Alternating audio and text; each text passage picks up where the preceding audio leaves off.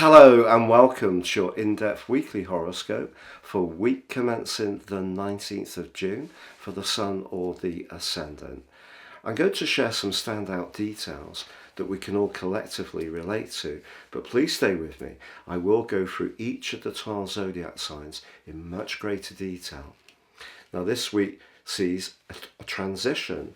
We have the Sun emerging from its new moon in Gemini at the end of last week, compromised by the sluggish and draining vibe of Neptune initially, but then by Wednesday we have the summer solstice and the Sun makes its way into the sign of Cancer. This is an incredibly important event in the overall astrological calendar. Western tropical astrology is based on the seasons.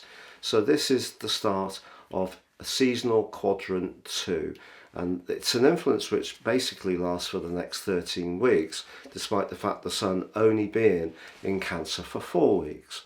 We also, however, have a lot of energy going on between Mercury and Venus across Monday and Tuesday, all week between Mercury and Mars, but later in the week Mars gets into a much more turbulent right angle with the disruptive energies of Uranus. So what will this mean for your zodiac sign? Please stay with me for more. If you are a new visitor, thank you for joining me. I've been doing these weekly videos for about 13 years and it does take a lot of prep, so I'd be honoured if you would subscribe. If you're a returning visitor, thank you for joining me once more. If you'd like to get your free weekly horoscope fired to your device, please see the subscription link beneath this video. Also, if you would like to ascend above this zodiac broadcast and embrace the power of more serious astrology, if you give me 3 pieces of personal birth data of time, date and place of birth, I can provide for you your life roadmap report.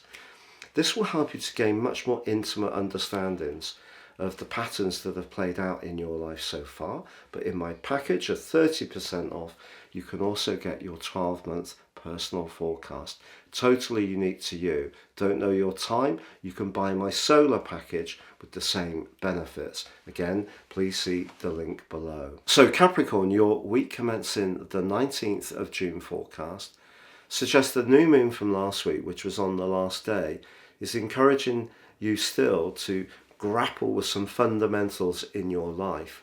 Now, perhaps you're someone who's got it all nailed down when it comes to, all your drawers are very ordered, the washing gets done in a timely manner, you get the shopping in, you're very much on top of the ins and outs of your budget, your diet's just as you wish, you've got a job that's fulfilling, you've got it all absolutely as you want, yeah? That's brilliant. Can you please share the secret with me? Because Neptune was applying to that new moon. So however much you try to be virtuous this week, it may be that in some way or another the will isn't quite there. Neptune's in a very creative part of your situation, and since 2012, if you love film, photography, music, performance, writing, poetry, you probably have gone through a very rich, enriching period. But that angle to the Sun this week means that if you're going to set yourself some targets, they need to be ones that really prioritise the things that are really important. But ironically, Mercury, how we think, is actually in the 6th house for you, very redolent of its Virgo energy. So that actually is very supportive.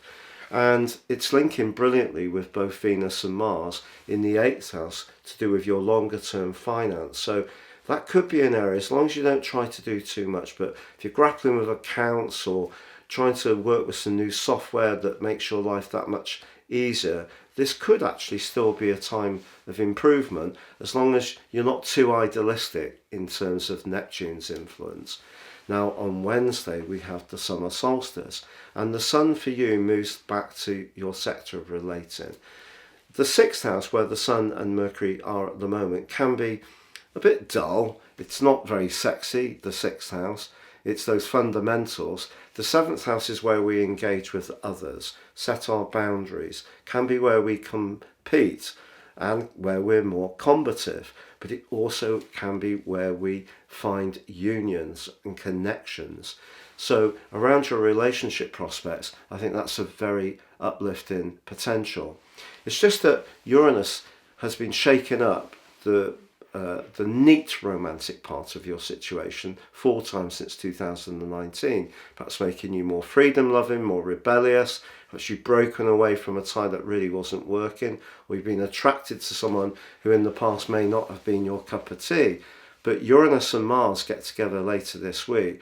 You could find yourself drawn to someone who, with every part of your instinct tells you don't go there, you may still find them utterly irresistible. And you may be in the mood for just some kind of, rock and roll moment when it comes to your love life.